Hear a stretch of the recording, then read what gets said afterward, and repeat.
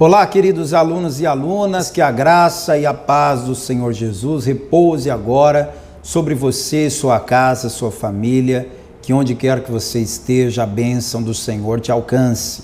Eu sou o pastor Ademir Pereira, pastor e coordenador da Escola de Teologia Gil Henribe Palharim, seu professor, seu amigo de todos os dias. E hoje eu estou aqui trazendo para você mais uma aula do nível Master de Teologia. Nosso segundo ano da escola e nesta disciplina que nós estamos aprendendo sobre o livro de Atos dos Apóstolos. Hoje nós teremos a aula de número, aula de número 51, parte 4 já da disciplina. Hoje nós vamos falar sobre a igreja primitiva. Ou seja, a igreja fundada por Cristo, mas que na verdade foi presidida pelos apóstolos. Por isso que o livro chama-se Atos dos Apóstolos, porque quem está dirigindo agora são os apóstolos. E nós vamos aprender bastante a respeito disso. Eu tenho certeza que você vai gostar bastante. Então, antes de qualquer coisa, vamos fazer uma oração. Vamos pedir ao Espírito Santo para nos guiar, nos orientar, nos esclarecer. Senhor nosso Deus e Senhor nosso Pai Todo-Poderoso, eu te bendigo, eu te glorifico, te exalto, porque o Senhor é bom e a sua misericórdia dura para sempre. Continue abençoando a minha vida e abençoando a vida de cada aluno e aluna que já chegou até aqui. Se esta pessoa já chegou até aqui, meu Pai, não deixe ela desistir agora. Não deixe ela parar agora, mas fortaleça as mãos desta pessoa para que ela venha caminhar nesta direção do crescimento e do conhecimento do Senhor e da sua palavra. Abençoe essa aula poderosamente em nome de Jesus. Amém. Graças a Deus. Mais uma vez eu estou usando a aula no formato digital, estou com ela aqui na tela do computador, mas você pode receber a aula impressa se você assim desejar. É claro que para receber a aula impressa você vai entrar em contato conosco pelo WhatsApp, avisando que você virá retirar a aula, nós vamos imprimir para você e te entregar sem nenhum custo.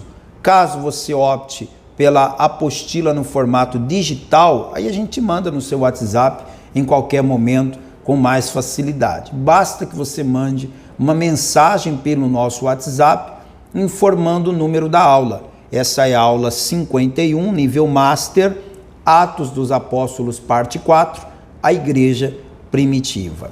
E para começar a aula de hoje, nós vamos abrir a palavra de Deus em Atos capítulo 2.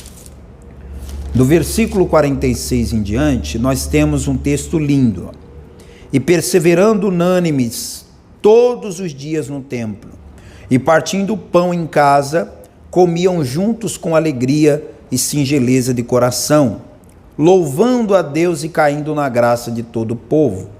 E todos os dias acrescentava o Senhor à igreja aqueles que se haviam de salvar. Coisa maravilhosa. A igreja crescia organicamente todos os dias, porque o Espírito Santo dava o crescimento. Vamos ler na apostila. No livro de Atos dos Apóstolos, o autor narra o nascimento da igreja de Cristo. Eu repito, a igreja foi fundada por Jesus. Ele falou com Pedro: Pedro, tu és Pedro, e sobre esta pedra eu edificarei a minha igreja. De quem é a igreja? De Jesus. Quem fundou a igreja? Jesus. Mas quem inaugurou a igreja foram os apóstolos. Então, Atos dos Apóstolos, capítulo 2, me mostra ali como se fosse a inauguração da igreja cristã. Então, é o nascimento da igreja. O derramamento do Espírito Santo sobre os discípulos de Jesus no dia de Pentecostes, no cenáculo, é referido como o nascimento da primeira igreja. Então, eu quero que você vá aqui no capítulo 2 de Atos, escreva aqui em cima, olha, nascimento da igreja. Escreva aqui, inauguração da igreja, para você não esquecer mais. Onde foi que a igreja surgiu? Em que lugar? Em que ambiente? A igreja estava reunida num local chamado cenáculo. Provavelmente você não usa essa palavra no seu dia a dia, e a não ser que você já tenha feito essa pesquisa, provavelmente você desconhece o significado da palavra cenáculo, o que era um cenáculo. No livro do pastor João Ribe Palharim, aquele livro ali atrás, ó, o livro Jesus, a Vida Completa, há no final um dicionário teológico, onde o pastor João Ribe Palharim explica o significado de algumas palavras de forma muito clara. Ele explica ali o que é o cenáculo. Cenáculo era uma palavra latina usada em referência ao grande aposento em que os ricos usavam para comer a ceia ou o jantar. Então, numa casa grande, numa casa de classe média alta, sempre tinha um cenáculo. Hoje, nas casas grandes, existem varandas. Por exemplo, você constrói uma garagem embaixo, você constrói os dormitórios no meio e em cima você faz um ambiente arejado, grande, e aquele espaço você chama de varanda. Ali você põe uma churrasqueira, põe uma rede, ali você tem às vezes até uma piscina, enfim, é um espaço para você se socializar, para você se confraternizar. Se você mora em apartamento, provavelmente um dos apartamentos, ou dois ou mais, geralmente estão na cobertura, que é aquele último andar do prédio. Lá em cima se tem uma visão privilegiada, um espaço maior. Estamos falando aqui da época de Jesus. As construções eram bem mais tímidas, mas já havia gente de posses, já haviam construções de primeira classe, e o cenáculo só existiam em casas de primeira classe, é óbvio. Gente pobre não tinha cenáculo em casa, mas esse cenáculo foi usado na palavra de Deus como o lugar da ceia em que Jesus esteve com seus discípulos. Sabemos que Jesus escolheu aquele local exatamente porque ele nunca tinha ido lá. Porque se Jesus tivesse escolhido cear na casa de Pedro, a ceia teria sido interrompida por alguém precisando de cura, alguém querendo ouvir a pregação sem ter sido convidado. Então Jesus sabia que não podia fazer a ceia no Getsemane, sabia que não podia fazer a ceia na casa de Pedro, sabia que não podia fazer a ceia em um lugar que ele já tinha ido. Então ele foi até esse cenáculo, que era a parte superior de uma casa de um homem importante, de posses daquela cidade. Foi ali que ele ceou com os seus discípulos. Está aí o relato em Mateus 26, Marcos 14, Lucas 22, que falam da última ceia. Também foi neste mesmo cenáculo que nasceu a primeira igreja cristã. E foi ali que o Espírito Santo desceu para encher os discípulos com a sua presença. Então, quando você vem para Atos capítulo 1, verso 13, você tem a informação de que havia ali no cenáculo, olha, e entrando subiram quer dizer que é no alto, né? Subiram ao cenáculo, onde habitavam Pedro, Tiago, João e André e Filipe, Tomé, Bartolomeu, Mateus, Tiago, filho de Alfeu, Simão, Zelote, Judas, filho de Tiago. Todos estes perseveravam unanimemente em oração e súplicas com as mulheres, Maria, mãe de Jesus, e com seus irmãos. Então, ali no cenáculo onde Jesus fez a ceia, os discípulos ficaram ali reunidos. Também as mulheres, também os irmãos de Jesus, todos ali reunidos. No capítulo 2, aí a gente já tem a informação de que havia uma multidão, ou seja, chegou mais gente e aglomerou-se ali uma multidão de cerca de 120 pessoas. Então era realmente um espaço grande que coube todas essas pessoas, e ali eles receberam o Espírito Santo. Então agora você já sabe o que é cenáculo. O livro de Atos revela a origem do poder da igreja e a verdadeira natureza da sua missão, juntamente com os princípios que devem norteá-la por todas as gerações. Cristo é a rocha sobre a qual a igreja foi fundada, sendo ele mais o fundamento do que o fundador. 1 Coríntios 3,11, olha o que Paulo disse. 1 Coríntios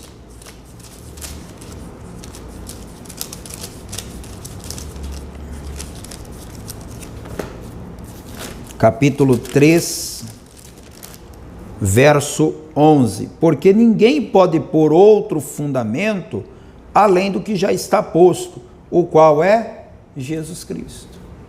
A igreja é de Cristo. O fundamento é Cristo. A igreja pode ser mais avivada, mais tradicional, a igreja pode cantar músicas modernas ou as músicas da época de Martinho Lutero.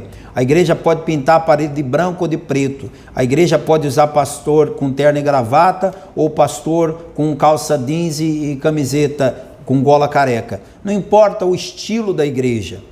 Pode ser uma igreja com um estilo de catedral batista, ou pode ser aquela igreja que tem um prédio em formato circular. Eu já vi igreja de todo tipo. De todo tipo. O importante é, o fundamento desta igreja aí é Cristo? É. Então, maravilha. Glória a Deus. É isso que importa. Agora, se você não se identifica com uma igreja que as paredes são pintadas de preto, então vai para uma igreja que as paredes são pintadas de branco, Se você acha que aquela igreja que tem um formato de arquitetura do século XVII, você acha ela muito antiquada, você gosta de uma igreja mais descolada, mais moderna, com uma engenharia mais moderna, tá, vai para lá então. O importante é, Cristo é o fundamento. Cristo tem que ser o fundamento. Porque se Cristo não for o fundamento, a igreja simplesmente não é igreja. Porque o apóstolo, o bispo, o pastor, ou seja lá como é que se chama a pessoa que dirige essa igreja, tem que ter a consciência de que ele está pregando no púlpito, ele está anunciando o evangelho, mas o evangelho é Cristo. Ele está pregando, mas a mensagem é Cristo. Ele está no altar anunciando a palavra, sendo visto pelas pessoas e ouvido pelas pessoas. Mas de quem as pessoas querem ouvir? Sobre Cristo. Então isso tem que ficar muito claro para a gente saber se a igreja é ou não uma igreja cristã genuína. Voltando à apostila, um novo conceito de vida nascia entre os judeus convertidos. Os relatos do livro de Atos mostram detalhes da vida cristã da igreja primitiva. A jovem igreja, impulsionada pelo poder do Espírito, caracterizava-se com sentimentos mais nobres. Naquela igreja a gente encontrava sentimentos que hoje são raros de encontrar. Amor. Amor. Jesus falou em Mateus 24:12, ele disse que o amor de muitos se esfriaria. E quando ele falou do amor de muitos se esfriando, ele não falou do amor dos ímpios. Ele falou do amor como um geral, todos. Inclusive o amor entre os cristãos. É triste o que eu vou lhe dizer, mas tem cristão que ama a Deus e não ama mais ninguém. Ele ama a Deus, mas ele não tem amor por absolutamente mais ninguém. Ele ama a Deus e no máximo a mulher e os filhos. Ele ama a Deus, ou ela ama a Deus, e no máximo o marido e a filha, o marido e o filho, mas não ama o irmão. Ah, não amo meu irmão, não, meu irmão já me fez muita raiva, já tomei uma briga com ele, depois disso aí não se conversa mais.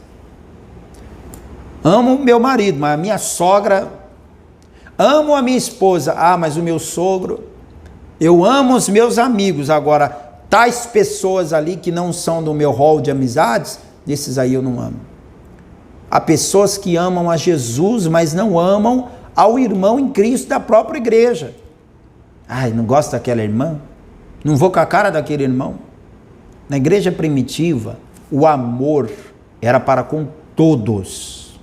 Era um amor geral. Todo mundo se amava em Cristo Jesus. A outra característica linda da igreja primitiva era a união da igreja. Era uma igreja unida, não era uma igreja dividida. Infelizmente, com a grande variedade de igrejas, de denominações, porque a igreja é uma só, né? Mas as denominações se multiplicam diariamente, quase que diariamente tem uma igreja nova nascendo. Chegou a um ponto que não tem mais nome, né? Não tem mais nome para registrar a igreja. Já pensou? Hoje, as últimas igrejas que estão surgindo estão chamando-se de church, que é o termo igreja em inglês, né? Parece que já esgotaram todos os nomes possíveis em língua portuguesa, agora estão usando em língua inglesa, porque não tem mais nome para usar. Já todos os nomes que podiam ser usados para a igreja já estão utilizados.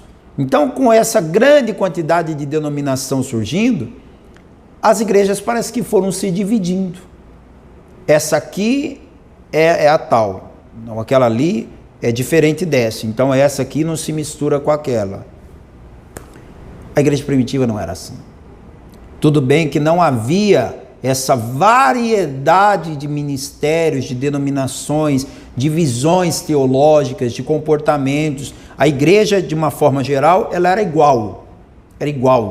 Agia da mesma forma, pregava a mesma palavra, tinha os mesmos costumes, o que não acontece hoje.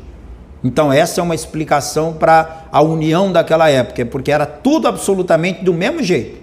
Hoje não é. Hoje há uma ampla variedade entre os ministérios. Mas há de se considerar que a igreja atual deveria ser mais unida. O Salmo 133 diz que bom suave é que os irmãos vivam em união, né? Caridade. A caridade aqui é exatamente a filantropia mesmo. A solidariedade. A minha fé em Cristo não pode ser uma fé solitária. A minha fé em Cristo tem que ser uma fé solidária. É uma letrinha só que muda tudo. A minha fé não pode ser uma fé solitária, tem que ser uma fé solidária. Porque como é que eu posso dizer que eu amo a Deus se eu não amo ao meu próximo como a mim mesmo? Se a própria palavra de Deus diz que eu tenho que amar a Deus acima de tudo e amar ao próximo como a mim mesmo. Eu não tenho que amar o meu próximo depois de mim, eu tenho que amar o meu próximo como a mim. Então assim, eu sinto fome quando acordo, eu sinto fome meio-dia, eu sinto fome no final da tarde, eu sinto fome no final da noite. Eu me amo tanto que quando eu acordo de manhã, eu providencio uma refeição para mim, porque eu me amo. Quando dá a hora do almoço, eu me amo tanto que eu vou almoçar para fazer bem a quem? A mim.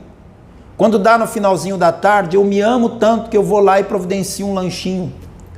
E antes de dormir, eu ainda como mais alguma coisinha, porque eu me amo tanto que eu não quero dormir com fome. Mas será que eu amo o meu próximo como a mim mesmo? A ponto de olhar alguém e pensar, essa pessoa, será que ela acordou agora de manhã e comeu alguma coisa? Eu amo alguém a ponto de pensar, é hora do almoço, será que essa pessoa almoçou? Finalzinho da tarde, será que essa pessoa fez um lanche? Eu posso passar a noite e ver alguém na rua e pensar, será que essa pessoa comeu alguma coisa ou ela vai dormir com fome? Eu amo a mim mesmo, então eu quero abrir a minha geladeira e eu quero ter o que comer. Eu quero chegar na minha casa, eu quero ter água quente para tomar um banho. Eu quero ter um sofá macio para me sentar e ver as minhas notícias do jornal. Eu quero uma cama macia para deitar e dormir. Mas será que eu amo o meu próximo a ponto de me importar se ele também tem essas mesmas coisas? A igreja primitiva, ela era solidária. Se alguém da igreja soubesse que um irmão estava necessitado de algo, a igreja se unia para que aquele algo que faltava para aquele irmão fosse suprido. E eu não estou inventando isso, está escrito. Atos capítulo 2. Veja aí. Atos 2, 46. E perseverando unânimes todos os dias no templo, e partindo o pão em casa, comiam juntos com alegria e singeleza de coração. A igreja nasceu com 120 pessoas, que foi o número dos que receberam o Espírito Santo. Mas no primeiro dia de pregação pública, a primeira pregação de Pedro, através do poder da palavra, esse número aumentou quase 30 vezes mais. Dá um glória a Deus aí, quem está me assistindo, por favor, dá um glória a Deus aí. 30 vezes mais. Meu amado, eu sou pastor desde os 18 anos. Hoje eu já tenho bem mais de 18, né? Mas eu nunca vi uma igreja crescer 30 vezes mais. Nunca vi. E como eu gostaria de ver. Como eu gostaria de ver uma igreja crescer 30 vezes mais. Eu já vi uma igreja dobrar de tamanho, triplicar de tamanho, quadruplicar de tamanho. Agora, 30 vezes mais, isso eu nunca vi. E o mais fantástico de tudo é que a igreja primitiva, ela cresceu 30 vezes mais na semana da inauguração. Primeiro dia, dia de Pentecostes, a igreja iniciou, o poder do Espírito Santo veio, aí o apóstolo Pedro fez uma pregação pública. Era a semana de Pentecostes, a cidade estava lotada, então ele pregou e 3.000 almas se renderam naquela única pregação. E Pedro nem era teólogo, Pedro nem era assim aquele homem como Paulo, né, profundo nas palavras. Pedro era um homem simples. Só que o simples, cheio do Espírito Santo, é mais poderoso do que aquele que é eloquente e vazio. Tem pregadores hoje que são eloquentes demais e vazios do Espírito Santo. Se você ouvir ele por 5 minutos, você anota na base de umas 100 palavras que você nunca ouviu na vida, de tão eloquente que ele é, mas ele é vazio, você não sente nada, não sente unção nenhuma, você não é tocado. Já tem outros que ele só fala aquilo que todo mundo já sabe, que ele só diz palavras que o povo já conhece, mas parece que cada palavra que ele fala é carregada de unção.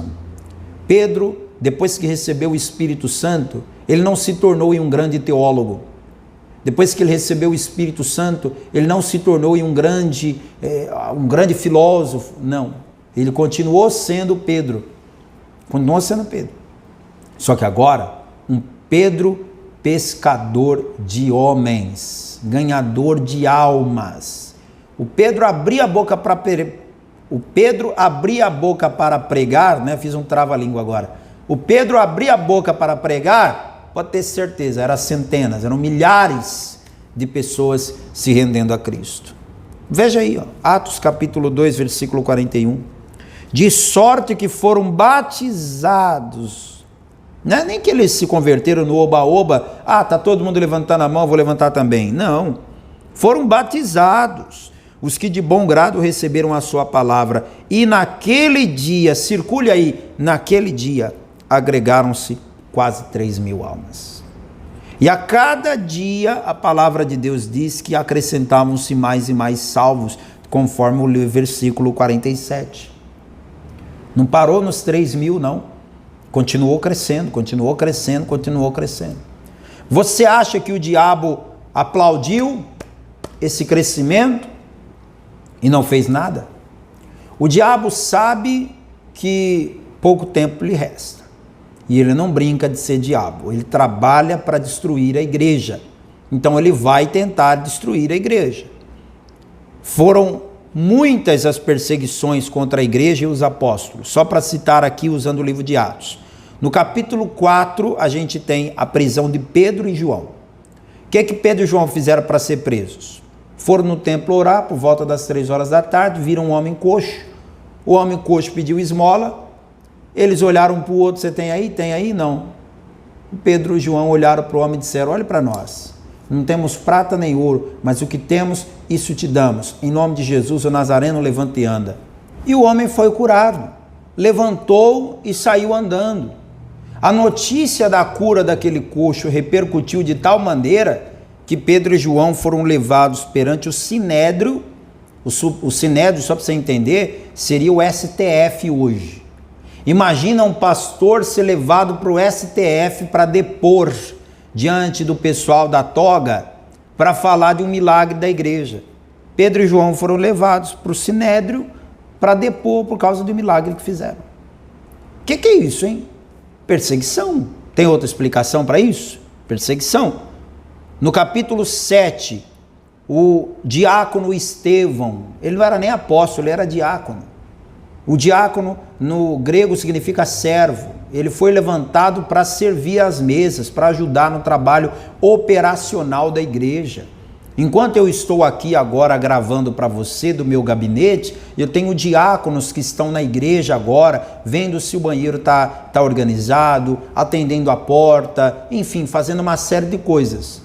Eles são ungidos de Deus, eles são uma bênção na casa de Deus, mas A eles cabe cuidar do operacional, a mim cabe cuidar da palavra.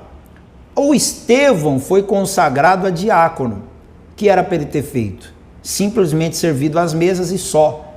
Só que o Estevão foi como aquele servo que Jesus disse que é um servo bom, porque não faz só o que é mandado, mas vai além.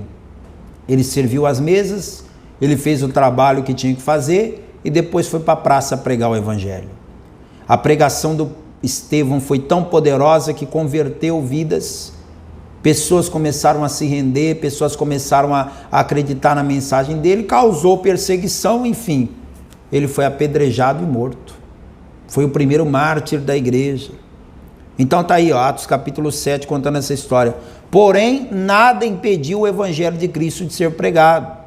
A forte atuação da igreja se propagou de Jerusalém para as regiões de Atenas, Éfeso, Corinto, Roma, Alexandria, Antioquia, Tessalônica e foi liderada por grandes homens de Deus. Eu sei que você deve estar pensando, mas pastor Ademir, se a obra é de Deus, por que Deus está permitindo a perseguição contra uma obra que é dele? Por que Deus não defende os pregadores para que eles não sofram perseguição? E se eu te disser que Deus usou a perseguição para fins positivos?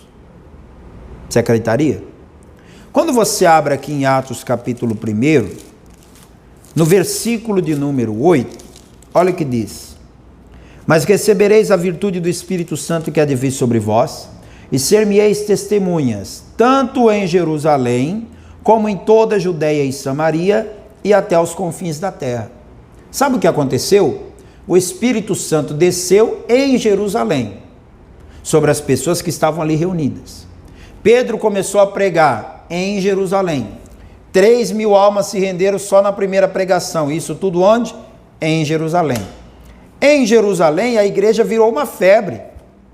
Todo mundo que estava na igreja se sentia feliz de fazer parte daquela igreja que estava crescendo tanto, que estava uma bênção.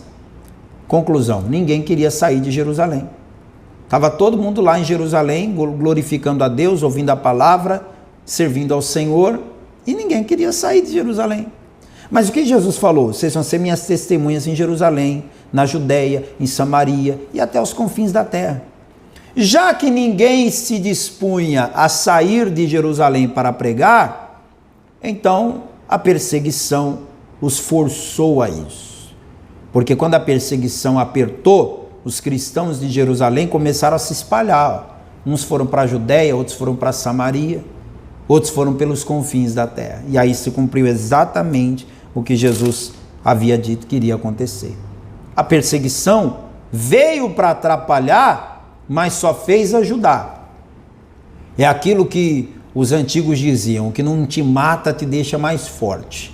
O que veio para enfraquecer nos fortaleceu. Foi isso que aconteceu com a igreja.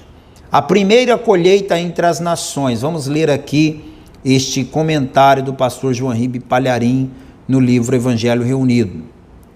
E ouvindo eles isto, compungiram-se em seu coração e perguntaram a Pedro e aos demais apóstolos: que faremos, varões irmãos? Pedro então lhes disse: arrependei-vos e cada um de vós seja batizado em nome de Jesus Cristo para a remissão de vossos pecados, e recebereis o dom do Espírito Santo. Porque a promessa vos pertence a vós, a vossos filhos, e a todos os que estão longe, a quantos o nosso Senhor, nosso Deus chamar. E com muitas outras palavras dava testemunho, e os exortava dizendo: salvai-vos desta geração perversa. De sorte que foram batizados os que de bom grado receberam a sua palavra, e naquele dia agregaram-se quase 3.000 almas. E perseveravam na doutrina dos apóstolos e na comunhão, no partir do pão e nas orações. Em cada alma havia temor, e muitos prodígios e sinais eram feitos pelos apóstolos. Todos os que criam estavam unidos e tinham tudo em comum. Vendiam suas propriedades e bens e repartiam por todos, segundo a necessidade de cada um. E perseverando unânimes todos os dias no templo e partindo o pão em casa, comiam com alegria e singeleza de coração, louvando a Deus e caindo na graça de todo o povo. E a cada dia acrescentava-lhes o Senhor os que iam sendo salvos. Que faremos, varões irmãos? Vamos começar por aqui. a mesma multidão que 50 dias antes crucificou Jesus, converte-se com a pregação de um único homem, um simples homem. A diferença é que agora esse simples homem estava cheio do Espírito Santo. Jesus havia dito que quando o Espírito Santo viesse, convenceria o mundo do pecado, da justiça e do juízo. O que é normal? O pastor pregar e fazer apelo para a multidão. Quem ouviu essa palavra e quer receber Jesus como Senhor e Salvador? Esta é a coisa normal, né? É a forma normal da obra de Deus acontecer. Só que aqui nós temos uma coisa tão maravilhosa ocorrendo, que é a igreja que faz o apelo para o pregador. O Pedro acaba de pregar e o povo chega para ele e diz: e agora, o que a gente faz? Diga, nós queremos saber. Aí o Pedro só teve que responder: olha, vocês vão se arrepender e ser batizados. E eles sim fizeram, 3.000 pessoas. O Pedro não precisou de 2 mensagens, foi uma só, e aquelas 3.000 pessoas foram convencidas pela pregação do Pedro? Óbvio que não. Pelo poder do Espírito Santo para convencer o pecador. De quantas mensagens o pecador precisa para ser convencido? É uma boa pergunta, né? De quantas mensagens o pecador precisa para se convencer da necessidade de arrependimento, da necessidade de conversão?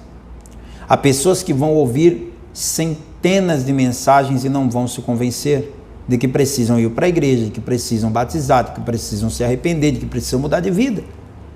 Mas uma mensagem só, em que o Espírito Santo fale ao coração do pecador, é suficiente. Agora, eu, pregador, posso pregar 365 dias no ano e mesmo assim não conseguia. Vamos lá. 3.000 pessoas. Naquele dia, 3.000 pessoas creram e foram batizadas. E esta era a prática da igreja cristã. Pregar, batizar. Pregar, batizar. Pregar, batizar. Eu acho legal isso aqui de falar, porque quando falamos do batismo, tem pessoas que acham que há necessidade de um discipulado, de um curso, de um treinamento para batismo. A intenção é boa. Eu não consigo ver o discipulado pré-batismo com maus olhos. Não consigo ver com maus olhos. Eu vejo com bons olhos. Eu acho que a igreja que promove discipulado de batismo, curso de batismo, está bem intencionada. Quer o melhor para aquela pessoa. Quer que ela batize sabendo que é a Bíblia, sabendo quem é Deus, sabendo a palavra.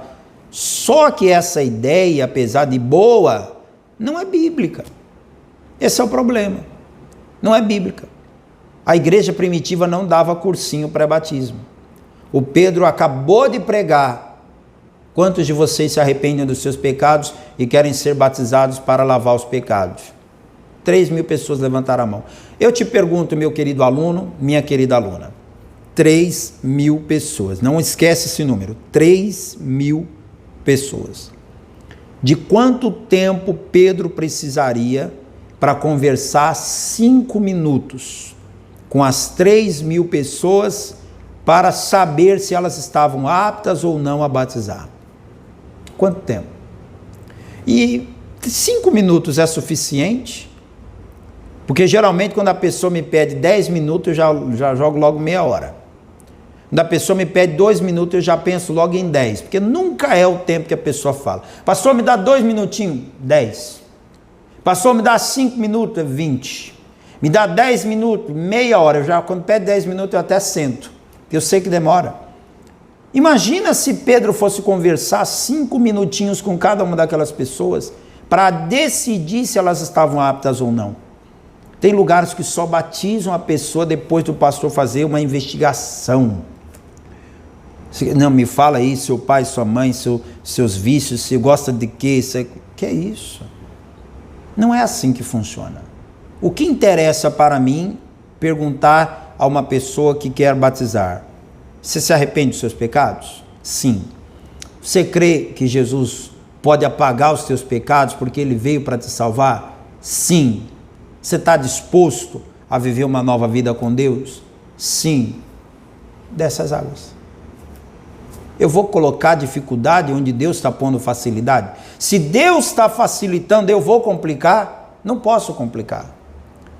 Pastor, o senhor está querendo dizer que a Paz e Vida batiza qualquer pessoa que creia que Jesus é o único, suficiente, exclusivo e eterno Salvador e se arrependa dos seus pecados. Se tiver esses dois requisitos, meu amigo, tendo água, nós vamos batizar. Era assim que a igreja cristã fazia. Esta era a fórmula. Ninguém ficou esperando para batizar. Aqui está escrito que em todo o livro de Atos, a pessoa que mais esperou para batizar foi Saulo. Entre seu encontro com Jesus e o seu batismo, demorou 3 dias. Sabe por quê? Porque Saulo estava cego e teve que esperar Ananias chegar para batizá-lo. Então ele só não foi batizado naquele dia porque o Ananias não estava lá naquele dia. Porque senão teria sido batizado também no mesmo dia. Depois de batizar, o que a igreja fazia? Perseverava na doutrina dos apóstolos. Eu quero que você saiba que a palavra doutrina significa ensino. A pessoa não pode ser batizada e sumir da igreja. Depois de batizada, olha a sequência. Depois de batizada, aí a pessoa precisa receber a doutrina, o ensino. Como é que vai ser essa nova vida? Como é que a palavra diz que eu devo agir? Perseveravam na doutrina dos apóstolos. A doutrina dos apóstolos consiste em perseverar no ensinamento do evangelho. A primeira comunidade cristã não era uma organização religiosa.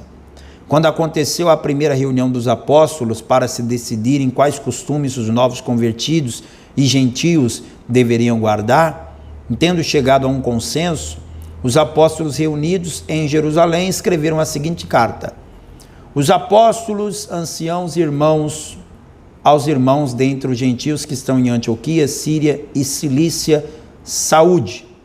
Porquanto ouvimos que alguns que saíram dentre nós vos perturbaram com palavras e transtornaram a vossa alma, não lhes tendo nós dado mandamento, pareceu-nos bem, reunidos concordemente, eleger alguns varões e enviá-los com os nossos amados Barnabé e Paulo, homens que já expuseram a vida pelo nome do nosso Senhor Jesus Cristo. Enviamos, portanto, Judas e Silas, os quais de boca vos anunciarão o mesmo. Na verdade, pareceu bem o Espírito Santo e a nós não vos impor mais encargo algum, senão estas coisas necessárias: que vos abstenhais das coisas sacrificadas aos ídolos e do sangue, da carne sufocada e da fornicação. Dessas coisas fareis bem se vos guardardes, e bem vos vá. Atos 15, 23 a 29. Os líderes. Quem foram os líderes da igreja primitiva? Eu já disse aqui que o livro de Atos, ele tem 6 personagens principais. Quer lembrar isso aí? Volta lá na aula passada, você tem o link aí, volta lá. Aí você vai se lembrar dos 6. Hoje eu quero falar dos líderes principais. Pedro é a figura principal do livro de Atos nos 12 primeiros capítulos. Ó, se você vem aqui, ó, até o capítulo 12, tá aqui, ó. Pedro. O tempo todo falando de Pedro. Quando você vira a página do 12 para o 13, o Pedro sai de cena e entra em cena o Saulo. Então, Pedro é a figura principal dos 12 primeiros capítulos da narrativa da história da igreja primitiva em Atos. Pedro não foi só o primeiro pregador do evangelho aos judeus em Jerusalém no dia de Pentecostes, como também foi o primeiro pregador a apresentar o evangelho aos gentios, com a sua pregação na casa do centurião Cornélio. Em Atos 10 conta-se esta situação. Juntamente com João e Tiago, transgrediu as ordens de proibição das autoridades em Jerusalém para dar continuidade à obra do Messias. Havia uma ordem, havia uma lei: não falem mais de Jesus, não preguem mais sobre Jesus. E o Pedro e o João, mesmo sabendo da lei, continuaram pregando. Parece até com Daniel, né? Daniel ficou sabendo que o rei fez uma lei dizendo que não podia orar a ninguém que não fosse o próprio rei. E Daniel, mesmo sabendo da lei, estendia as mãos na direção de Jerusalém e orava 3 vezes por dia com a janela aberta. Ele nem sequer teve o cuidado de fechar a janela para não ser visto. O Pedro e o João não foram pregar em oculto, não. Fizeram a lei dizendo, não pregue mais sobre Jesus. No dia seguinte eles estavam no templo pregando, anunciando. Aí foram presos, foram levados para o Sinédrio e foram advertidos, mas já não falamos para não pregar, já não falamos para não anunciar Jesus. Sabe o que eles responderam? O que vocês acham que nós vamos fazer? Obedecer a Deus ou obedecer a vós? O que mais nos importa, obedecer a Deus ou aos homens? Vocês podem fazer o que quiser com a gente, que enquanto estivermos vivos, vamos anunciar Jesus. Então, esta aí era a atitude de Pedro, né? Um homem de coragem, de firmeza. Só que depois do capítulo 12, entra Saulo de Tarso. Após o seu chamado, torna-se Paulo. Eu já fiz essa explicação aqui lá no início. O nome Paulo não é uma troca do nome Saulo. Não foi trocado. O nome Saulo não mudou para Paulo. Para de dizer isso, se você tem esse costume. Olha, Saulo virou Paulo. Não. Saulo e Paulo são a mesma pessoa, é o mesmo nome em formas diferentes. É a forma judaica e a forma grega do nome. Simples assim. É a mesma coisa que John e João. Ah, o fulano de tal chamava João, agora chama John. Não, ele continua sendo João. Só que agora ele foi morar nos Estados Unidos e lá o pessoal chama John. Paciência, ué. Ah, a igreja aqui chamava igreja, agora chama church. Não, é porque lá nos Estados Unidos não chama igreja. Lá fala inglês, então lá chama church. É mais ou menos isso. O Paulo não mudou de nome, ele mudou de país. Ele mudou de país, ele viajou pelo mundo. Então, a forma grega do nome dele era mais interessante para ele usar entre os gregos. Isso é uma questão simples. Se eu quero ganhar a atenção das pessoas, isso a gente aprende quando viajamos, a gente não fica lutando pelo nosso. É mais ou menos um pastor que vai pregar no Nordeste e ele não é nordestino. Mas se ele ficar desfazendo do sotaque, da cultura, o que ele vai sofrer? Rejeição. Então o que a gente faz? A gente procura apreciar na medida do possível, claro, não algo que vai corromper a nossa fé ou algo que vai bater de frente com o ensino da palavra, mas aquilo que é bom dentro daquela cultura, a gente busca apreciar, elogiar, para que a gente possa ser bem aceito. Então, para o Saulo ser bem aceito, era mais interessante usar a forma grega do seu nome, Paulo. Entenderam? Ele ganha merecidamente boa parte dos capítulos do livro de Atos, e esse grande apóstolo liderou a pregação do evangelho aos gentios, que originaram as suas cartas. As cartas são Romanos, 1 e 2 Coríntios, Gálatas, Efésios, Filipenses, Colossenses, 1 e 2 carta aos Tessalonicenses, 1 e 2 carta a Timóteo, Tito e Filemão. João foi pouco citado pelo autor de Atos, mas é possível dar-lhe uma devida importância nos seus próprios livros. Como o João teve vários escritos, o Evangelho, que leva o seu nome, 1ª, 2ª e 3ª carta, que leva o seu nome, e Apocalipse, não havia por que falar tanto de João neste livro. Filipe, por sua vez, teve um valoroso espaço neste livro, ao ser narrada a sua experiência de ser levado pelo Espírito Santo para explicar as Sagradas Escrituras a um etíope. A experiência de Filipe foi fenomenal. Ele estava pregando em Samaria. Multidões paravam para ouvir a pregação do Filipe. Multidões. Deixa eu te lembrar que Filipe não era um apóstolo, ele era um diácono. Depois foi consagrado evangelista. Nunca saiu de evangelista, ficou ali. O ministério dele foi esse. E o Filipe estava fervilhando de gente em volta dele em Samaria, e ele pregando a palavra e ganhando almas, e de repente o Espírito Santo o leva para uma estrada que estava deserta. Olha o que o Espírito Santo faz com a gente. Tira a gente de um lugar que está cheio de gente e leva para o meio do deserto. Eu já vivi essa experiência. Eu já vivi. Num domingo você está pregando para uma igreja lotada nos 3 horários, aí no dia seguinte você vai iniciar uma igreja do zero, numa outra cidade que ninguém te conhece, que a igreja não teve nenhum culto. É difícil. Mas o Espírito Santo nos ensina, nessas experiências, a dar valor a uma alma sequer. Uma única alma. O Filipe só pregou para uma alma viva naquela estrada.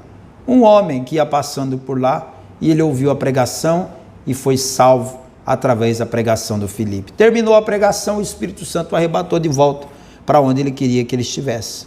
Então, essa experiência está em Atos 8, do 26 ao 40. A igreja primitiva começou a se organizar socialmente com a nomeação dos 7 diáconos para realizarem os trabalhos internos e enviar missionários de 2 em 2 para ajudar os novos grupos, seguindo o exemplo de Jesus quando enviou os apóstolos e os discípulos da mesma forma. Barnabé e Saulo foram para Antioquia e ali ensinaram uma grande multidão. Atos 11, 26. E sucedeu que todo um ano se reuniram naquela igreja e ensinaram muita gente. E em Antioquia foram os discípulos pela primeira vez chamados cristãos.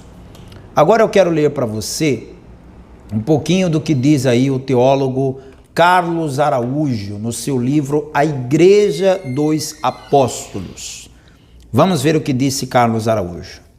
O testemunho maior que a Igreja de Jesus Cristo pode dar ao mundo incrédulo e adverso à palavra é evidenciado na seguinte afirmação de Jesus: nisto todos conhecerão que sois meus discípulos, se vos amardes uns aos outros. Jesus disse isso em João 13:35.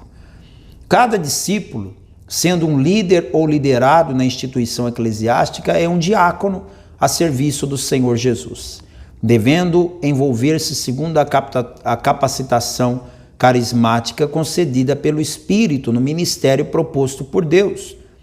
Os problemas sociais como medo, ansiedade, insegurança, crime, hedonismo e corrupção estão diante da Igreja de Jesus Cristo, sendo tarefa de cada discípulo servir como seu instrumento, e assim resplandeça a vossa luz diante dos homens, para que vejam as vossas boas obras e glorifiquem o vosso Pai que está nos céus. Jesus disse isso em Mateus 5,16, no Sermão da Montanha.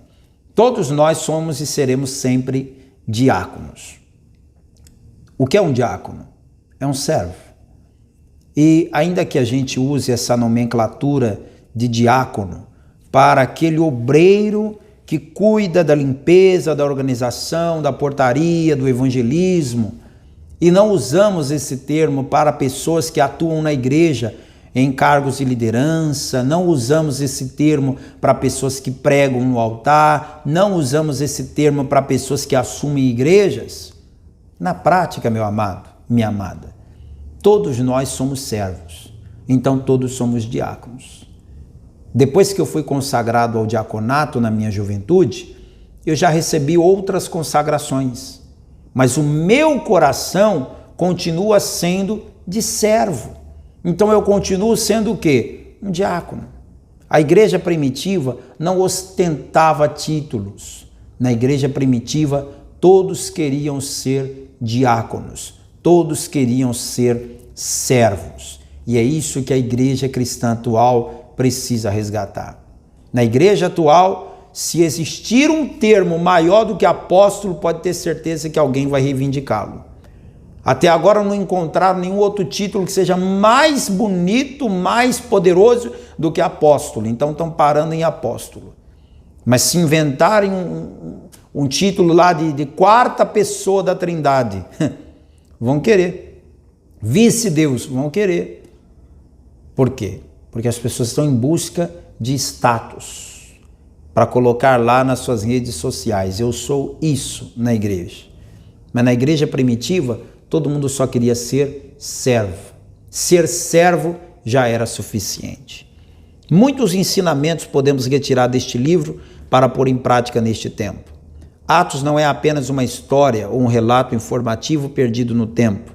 Aqueles que verdadeiramente sentem necessidade de conhecer, Oséias 6,3 fala de conhecer e prosseguir conhecendo ao Senhor, e adorar a Deus da maneira que Ele espera, em espírito e em verdade, devem olhar para o escrito de Atos como um referencial cristão para os dias de hoje. É assim que a gente tem que ver Atos, como um livro para a gente se espelhar. Olha, se era assim, vamos buscar ser assim também. Paulo disse lá em Coríntios 11:1, sede meus imitadores, como também eu o sou de Cristo. Deus capacitou e encorajou os discípulos naquele início tão tortuoso, porque estavam prontos para ouvir e falar sobre Jesus, mas principalmente porque estavam prontos para obedecer. Esta deve ser também a nossa disposição. Até que ponto você está obedecendo? Precisa obedecer mais? Comece agora, comece hoje. O Espírito Santo tem te chamado para ser um pregador do telhado. Obedeça, aceite esse chamado, seja servo. Ah, pastor, mas eu não sou da Paz e Vida. Pois é, e a Paz e Vida está levando a você esse curso. Por quê? Porque nós somos servos. Queremos servir a Igreja de Cristo, não só os membros da nossa denominação.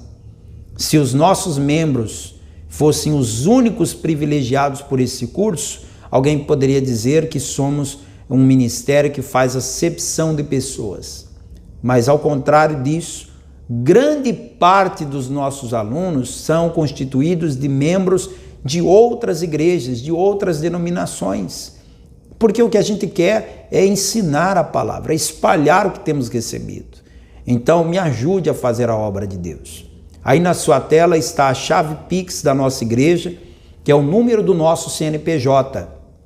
Mande para esse número que está aparecendo aí a sua oferta. Coloque essa chave Pix no seu aplicativo do banco, aí faça um Pix e mande o comprovante para o mesmo WhatsApp de sempre, o mesmo WhatsApp que você tira a dúvida, manda as suas atividades, os seus questionários, para esse mesmo WhatsApp que é o número que aparece aí na sua tela, tá bom?